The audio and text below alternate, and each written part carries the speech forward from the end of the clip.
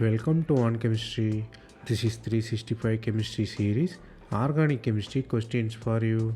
Here you have three different acids PQR.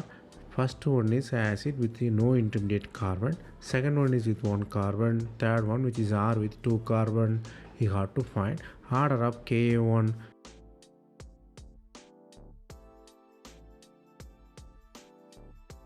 Here the stability order is PQR.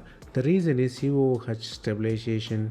COOH is the electron withdrawing group. It can stabilize the anion. If you stabilize the anion, H plus removal will be easy. So it will have better Ka1. The P has COOH group is nearby, so it is more stable. On the contrary, R is 2 carbon away, it is least stable. Q will come middle, so the order will be PQR.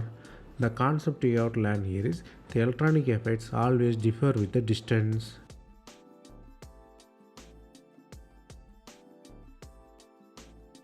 That's all from this video. Thanks for watching.